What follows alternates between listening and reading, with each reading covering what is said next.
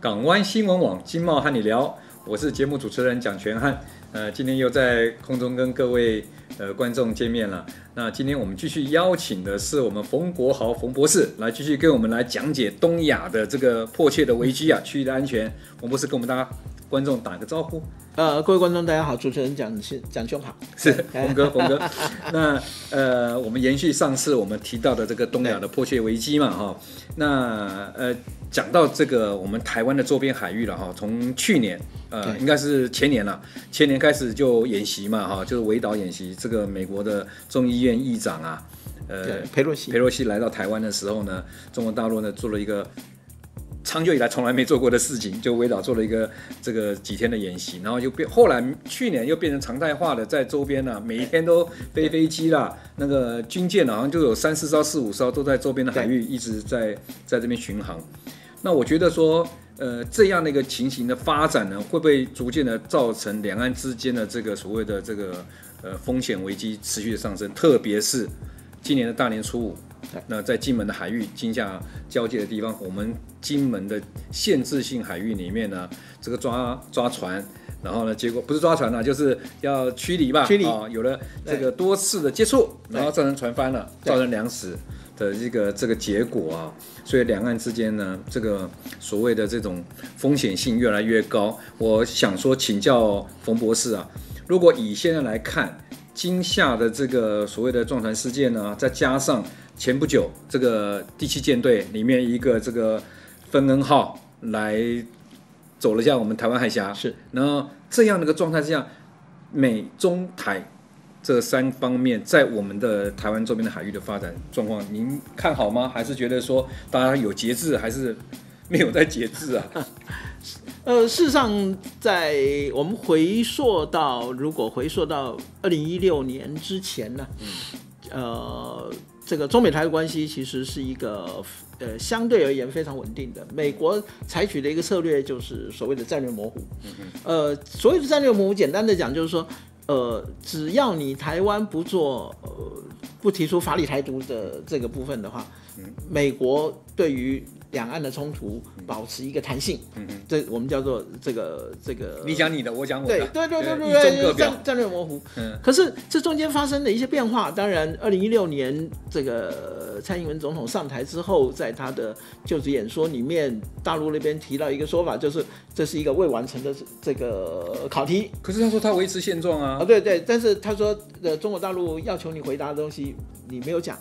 简单的就是说，你承不承认9·2共识？是。这个也不能就站在民进党蔡英文总统或者现在的赖清德总统来讲，我相信他都不会对这个问题给予任何的回答。是。那当然这个问题大陆也心知肚明，可是在那一年的12月，也就是川普跟蔡英文总统通了电话之后，对于美国来讲，对于中国来讲，这是一个很大的一个挑衅。那这个东西大概忍耐到这个2年前，如果还有印象，就是裴洛西。裴洛西虽然他是毕业旅行，可是他毕竟是美国的法律上面的第3号人物，是，而且是官方的。是，你来到台湾做正式的拜访的时候，当然这对中国大陆来讲就是一个很严重的挑衅。所以当时中国大陆应该有充分表达说，跟美方有表达吧？当然，其实美国也相对的克制。你从当时你可以看到一些报道来讲的话，他航母也没在那边。对，航母没在那边，航母雷根汉来了以后，其实就走了。包括其实后来的很多的消息出来，就是美国的白宫是希望这个裴洛西慎重考虑不要来，他不会讲说叫你不要来，他说慎重考虑就是你尽量不要来。可是我们都知道，美国是行政、立法、司法3权分立。你行政权你不能干涉司法立法权，可是中国大陆没有这个概念，中国大陆是一个集体主义，是，所以他认为说你国家领导人你就应该去制止你的第3号人物，是，这是双方的，对，这是双方的认知的不同。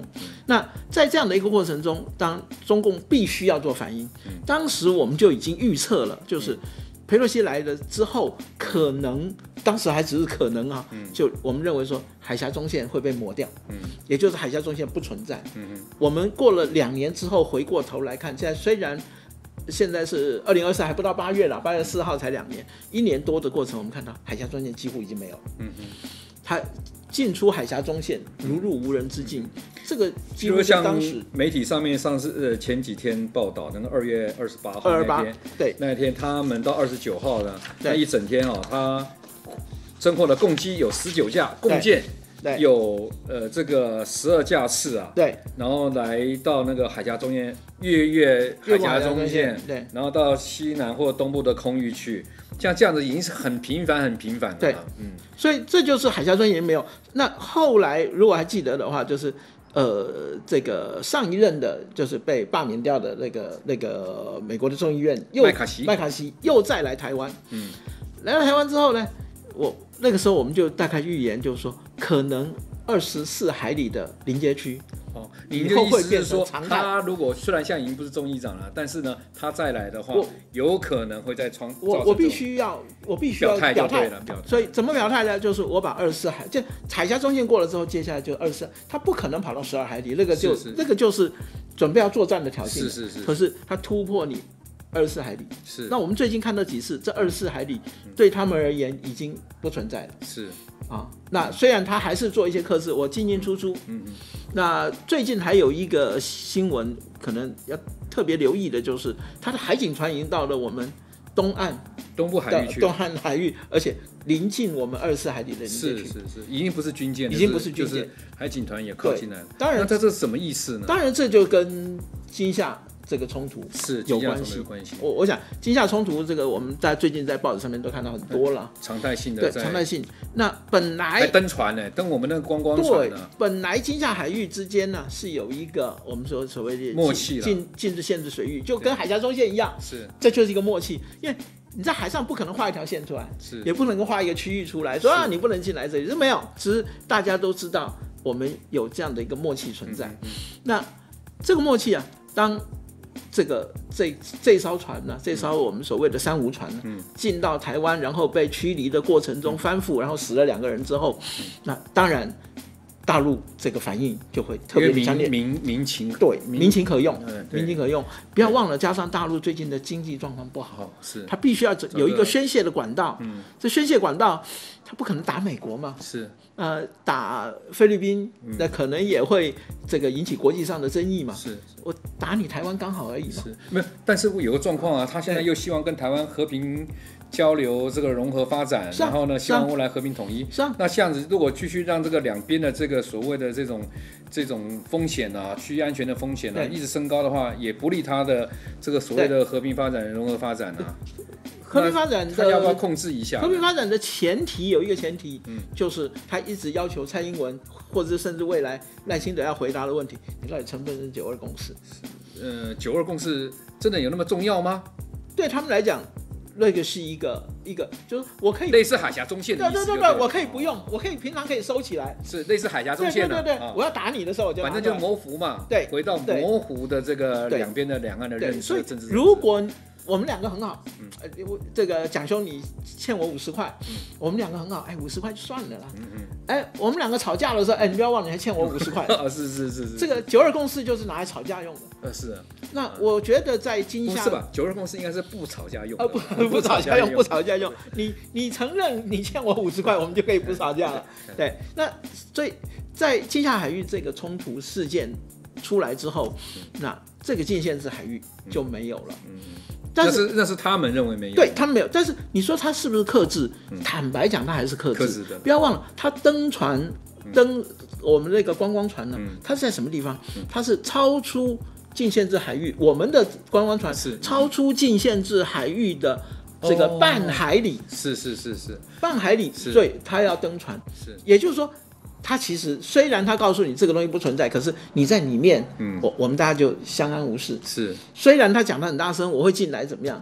可是大家也希望大家不要撕破脸。是，所以说现在就正在等待这个检调尽快的把这个事实调查出来，然后公诸于这个大众了解一下，两岸都了解一下，然后我们该怎么的步骤来走。我相信应该是我们中华民国的这个司法体系啊，我们要相信它，而且我觉得这件事情啊，看起来是小事，事实上是一个大事。对，那我们依法行政，我相信我们的海巡的长官们，或是我们的海巡的朋友们，他们在做这些事情的时候，他们也应该都会尽心尽力做他们该做的本事的，没有错。只是说可能是不是一个意外造成的这个插钻的事件，我觉得大家彼此间要稍微这个各让一步，冷静一点，冷静一下，然后让这个事情能够在可控的范围下，然后受到控制，然后彼此得到，比如说我们该对这个罹难的家属做人道的这个照顾，对，或是人道的这个关怀，应该要尽快的去做了哈。那我相信我们海巡单位、我们的政府机构、检调单位都会完全的依法行政，把事实公布出来。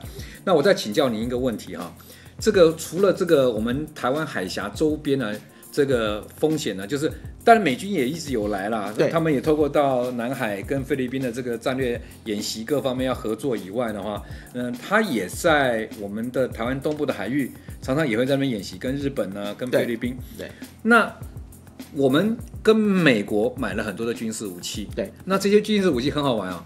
花了还有160几亿吧，还190亿左右的美元哦，我们钱已经付了，对，但是这些装备还没来，那到底是因为俄乌战争影响到他们装备没办法交，还是他们故意不交？现在给中国留点面子，说我们没有让台湾的这个军事武力啊，真的是搞得非常非常的这个想要跟你抗衡的一个状态。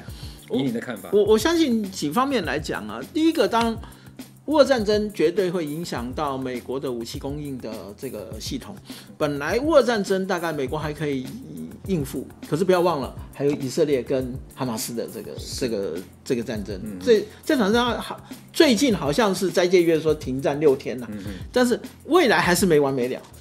那第三个问题，其实不见得是老美要卖中国大陆的这个面子，但是有一点不要忘了，美国的生产力其实并没有那么好。